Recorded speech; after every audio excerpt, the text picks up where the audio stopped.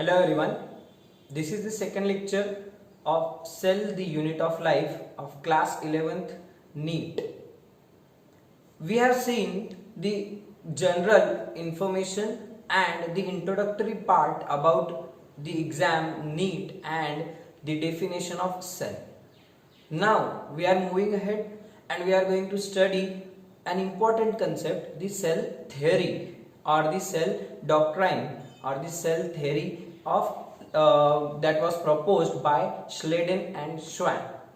हम लोगों ने जो कुछ देखा है उसके आगे बढ़ते हैं। एनसीईआरटी में आपको एक हेडिंग दी हुई है व्हाट इज सेल के बाद में दी सेल थियरी। ओके, तो देखते क्या है सेल थियरी। जब एंटोन वॉन लीवेनहॉक ने सेल्स को ऑब्जर्व किया था उसके बाद में उसने उनको सबको डिस्क्राइब किया अपनी बुक में। माइक्रोग्राफिया में रॉबर्ट हुक ने भी कुछ चीजें डिस्क्राइब करके रखी थी। इसके वजह से हुआ ये कि कुछ और साइंटिस्ट और कुछ और नए सेल बायोलॉजिस्ट आगे इमर्ज हुए। All those scientist started searching on various kinds of cells such as plant cells and animal cells, and they just tried to find out which what is that structure called cell is composed of। उसके अंदर क्या रहता, कैसा रहता, cell किससे बनी रहती, ये चीजें ढूंढना शुरू की। इस चीज में दो scientist M J श्लेडन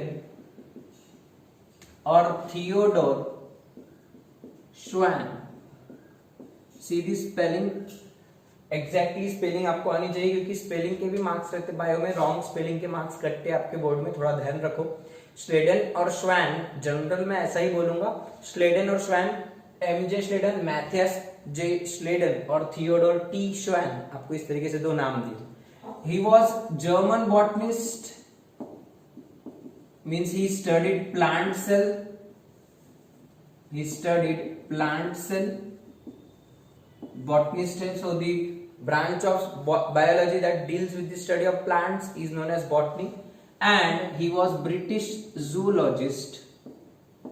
He was British zoologist who studied animal cells. Who studied animal cells. इसने प्लांट सेल्स की स्टडी किया श्लेडन ने, श्वान स्टडीड एनिमल सेल्स। ये जर्मनी का था, ये ब्रिटेन का था। दोनों के देश भी याद रखो, कंट्री के नेम भी याद रखो। जर्मनी से था, ये ब्रिटिश मतलब ग्रेट ब्रिटेन से था। क्यों? क्योंकि 2 साल पहले 2018 की एग्जाम में, 2018 नीट में पनेट, आपने नाम सुना होगा। सो पनेट स्क्वायर जो आपने मेंडल के चैप्टर में बनाया था, ओके, क्रॉसिंग वगैरह के करते समय। सो पनेट का कंट्री पूछा था 2018 के नीट के पेपर में। पनेट कौन से देश का था, मतलब वो ब्रिटिश साइंटिस्ट था, वो भी ग्रेट ब्रिटेन का था। तो क्या मालूम जनरल नॉलेज क्यों चेक कर रहे थे बच्चों का। नीट में इस तरीके के भी क्वेश्चंस हम एक्सपेक्ट क्या कर सकते हैं, आकर गए हुए हैं, तो आपको भी पता होना चाहिए। इसके लिए इसकी कंट्री जर्मनी, इसकी कंट्री ब्रिटेन, ये बॉटनी वाला बंदा, ये जूलॉजी वाला बंदा, ये B1, ये B2, इसने प्लांट की स्टडी किया, इसने एनिमल की स्टडी। दोनों ने मिलकर फिर जो अपने स्टडीज थे उसमें फाइंडिंग्स थे, उसमें उन्होंने कुछ नोट किए कि प्लांट सेल्स और plants are made up of sales,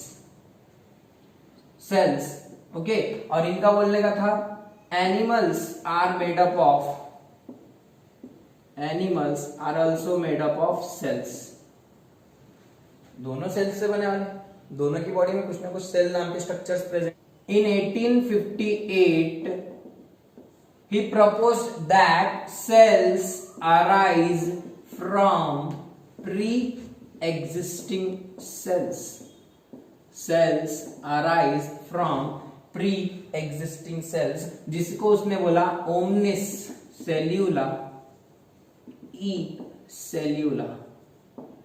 क्या वर्ड यूज किया उसने उसके लिए? omnis cellula e cellula। 2019 NEET omnis cellula e cellula was proposed by Rudolf Virchow. ये आके गला 4 मार्क के लिए इतना आसान क्वेश्चन। क्या सवाल है? हाउ सेल्स अराइज, सेल्स कहां से आते? सो इसका जवाब किसने दिया? रुडोल्फ वर्कशॉप ने। क्या जवाब दिया? Cells arise from pre existing cells. Already cell रहती, वो cell, that cell divide and it produces a new cell.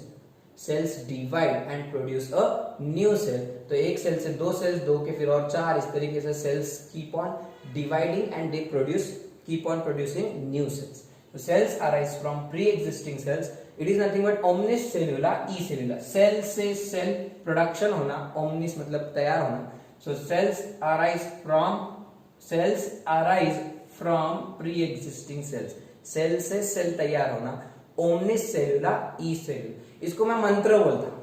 ये मंत्र है, अपने सिलेबस का पहला मंत्र है. कौन सा मंत्र है? ओमनिस सेल्यूला ई सेल्यूला. ओमनिस सेल्यूला ई सेल्यूला. आपको ट्रिक के जैसा याद रखने का. पहला मंत्र क्या है अपने सिलेबस में? ओमनिस सेल्यूला ई सेल्यूला. किसने दिया है मंत्र? Rudolf Virchow. Rudolf Virchow 1858. It explains formation of cell from pre-existing cell, that is nothing but the cell division. Okay, this is therefore referred as the principle of or law of cell lineage. ये जो line है इसको क्या बोलते हैं? Principle of cell lineage और law of cell lineage. Lineage मतलब एक कतार, एक लाइन, एक सीक्वेंस. एक सेल है, उससे दूसरी सेल तैयार हो रही बाय सेल डिवीजन, उससे और सेल्स तैयार हो रही बाय सेल डिवीजन, उससे और सेल्स तैयार हो रहे by cell division. Means cells की लाइन तैयार हो रही है, पूरी एक ट्री डायग्राम तैयार हो रहा. दादाजी, उनके बेटे, उनके बेटे, उनके बेटे, cell cell cell cell. So एक लीनिएज तैयार हो रहा. Therefore it is called law of cell lineage. Theory of cell lineage, theory of lineage of cell. Lineage का मतलब क्या है? ओमनिस सेल्यूला ई सेल्यूला. ओमनिस सेल्यूला ई सेल्यूला. So this principle is also given by Rudolf Worsch. Okay, so thus the drawback was removed. Okay, ये drawback निकल गया सेल थ्योरी का. और एक तीसरा पॉइंट ऐड किया गया फिर इसमें, ये drawback निकालने के बाद, और एक नई तरीके की सेल थ्योरी सब लोगों ने प्रपोज किए. बहुत सारे साइंटिस्ट ने और भी रिसर्चेस किए, कई सारी चीजें पता चली, और उन सब रिसर्च को मिलाकर पॉइंट देखो, ये एक new modern cell theory was proposed. Modern cell theory was proposed, and that modern cell theory consisted of various assumptions, various hypotheses, which included older hypothesis as well as certain new findings. नई चीजें भी add है. पुरानी cell theory क्या बोलती है? अच्छा, पुरानी सेल थ्योरी किसकी है? श्लेडन और श्वैन की. श्लेडन और श्वैन पुरानी सेल थ्योरी. उनकी सेल थ्योरी क्या बोलती? All organisms are made up of cells and product of cells. Cell is the basic structural and functional unit of life. These are the two older assumptions. Right, इसमें नया assumption add करो, modern cell theory बन जाती. अब इसको propose करने वाला कोई एक बंदा नहीं है, कई लोगों के एजम्पशंस है, तो इसके लिए इसका कोई बंदे का नाम नहीं पूछेंगे. सिंपली आप पूछेंगे modern cell theory, also known as cell doctrine. Cell doctrine. Okay, तो इसके हिसाब से पुराने दोनों ऐड कर दो. Plants and animals are made up of cells and products of cells. Plants and animals are made up of cells and products of cells. Cell is the basic structural and functional unit of life. Cell is the basic structural and functional unit of life. Third one is the, ये वाला add कर दो. Cells arise from pre-existing cells. Cells arise from pre-existing cells. That is omnis cellula, e cellula. Means what? Cells can divide by cell division. Cells can divide by cell division. Cells can divide by cell division. और add करो इसमें activity of cell. Activity of cell is responsible for activity of organism. Activity of cell is responsible for activity of organism. तुम्हारे sales जो activity carry out करते हैं, overall उनका result मतलब भी क्या है? तुम्हारी एक्टिविटी. तुम्हारे मसल्स कॉन्ट्रैक्ट हो रहे, each muscular cell muscle fibre is contracting. Means what? Your muscle is contracting, your hand is lifting up, your hand is going down. तो मतलब क्या हो रहा है? ये जो तुम्हारी एक्टिविटी है, it is nothing but the result of individual activity of each muscle fibre. One muscle fiber represents one cell. So activity of your one single cell is responsible for your activity of complete body, complete organism.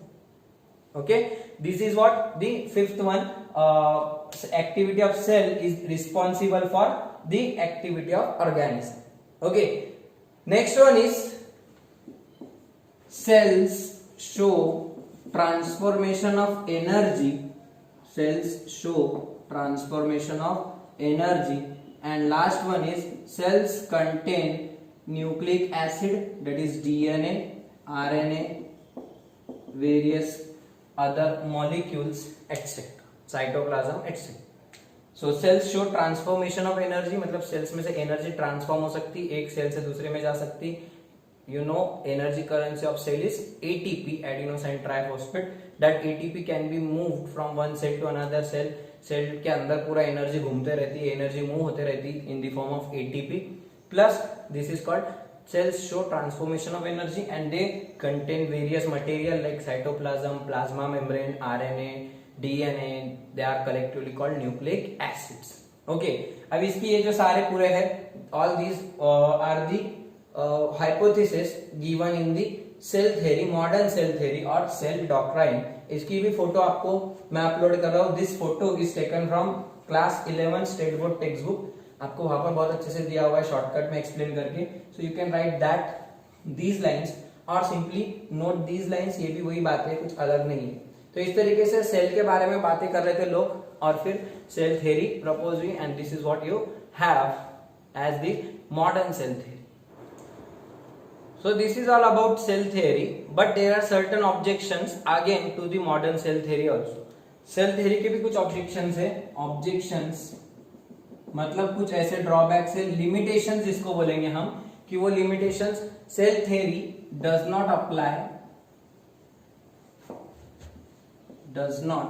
Apply to certain organisms. कुछ organisms को ये apply नहीं होती. क्यों? उसमें exception number 1 है. Objections के बदले exceptions to cell theory. First objection is the virus. Viruses they are असेल्यूलर.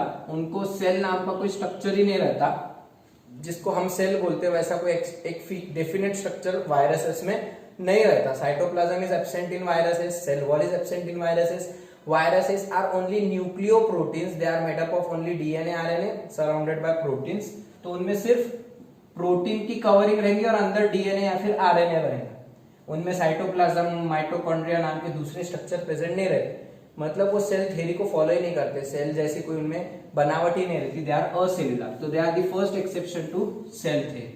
Secondly, monerans और योर प्रोकैरियोट्स.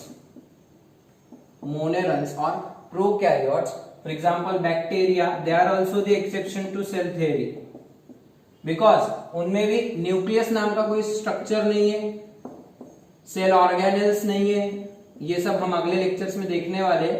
लेकिन अभी के लिए आपको याद रखना है बस कि viruses, bacteria, monerans, Monera, protista, जितने अपने किंगडम, मोनेरा जो है किंगडम, लोएस्ट किंगडम, उसके अंदर आने वाले सभी prokaryotes, they are exception to cell theory because they lack a definite nucleus, they lack a definite cell organelle, so therefore they are exception to cell theory. Certain cells are enucleate. कुछ cells enucleate है. e मतलब exit नहीं है. क्या नहीं है उनमें? Nucleus. without nucleus. certain cells are without nucleus. फिर भी उनको सेल बोले आ रहा है, जैसे कि RBCs, red blood corpuscles. RBCs are without nucleus. In animals, sieve tube cells. sieve tube cells. In plants, इनमें भी न्यूक्लियस नाम की कोई चीज नहीं रहती. ओके, मतलब उनमें जेनेटिक मटेरियल भी नहीं है, इसमें भी नहीं है. तो भी वो सेल बोल के काम कैसे करती? तो ऑटोमेटिकली क्या हो रहा, वो सेल को लिविंग मानना या नॉन लिविंग मानना, इसके ऊपर फिर सवाल पैदा होता है. We are not going in that discussion. That part अपन उसमें नहीं जाना है. RBCs and sieve tube cells, these are the cells which are without nucleus. They are said to be enucleates. जब न्यूक्लियस नहीं फिर भी सेल है, ये ऐसी कैसी सेल है? So therefore it is also exception to cell theory. Then there are certain cells which are multinucleate. Which are multinucleate cells. Multinucleate cells in plant are called choanocytes. Choanocytes. And multinucleate cells in animals are called syncytium. Choanocytes in plants and animals में syncytium. So that cells are multinucleate. एक cell में एक nucleus ठीक है, लेकिन एक से ज्यादा न्यूक्लियस जब रहते, मल्टीपल न्यूक्लियाई आर प्रेजेंट, वो सेल को फिर सेल क्यों बोल रहे हैं? उसमें एक से ज्यादा न्यूक्लियस की क्या जरूरत है? क्यों उसके अंदर मल्टीपल न्यूक्लियस है?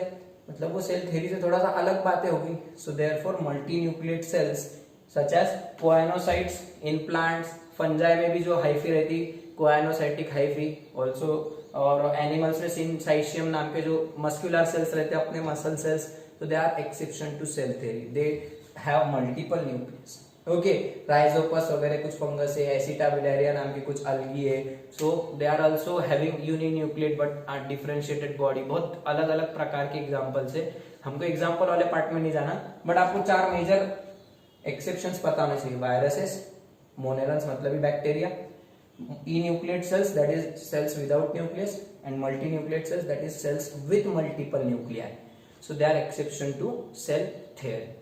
तो इस तरीके से सेल थ्योरी नाम की पूरी कंसेप्ट आपको पता होनी चाहिए, right from its who propose that cell theory. पुरानी सेल थ्योरी श्लेडेनशवाइन की पता होनी चाहिए, दोनों कौन थे, कहाँ से थे। उसके बाद उसमें नए मॉडिफिकेशन रुडोल्फ वर्शॉ ने किया था, ओमनिस सेल्यूला ई सेल्यूला मंत्र देखे। उसके बाद मॉडर्न सेल थ्योरी बनाए, जिसके अपन ने अभी पिक में देखे कैसे 7 there are postulates of that modern cell theory. और उसके बाद में आपको पता होने चाहिए जी ये objections to cell theory. Okay, so here we will stop for today. इसके बाद के लेक्चर्स में हम थोड़ा और ज्यादा पार्ट कवर करने की कोशिश करेंगे, the general features of cell and other structures of cell in next lecture.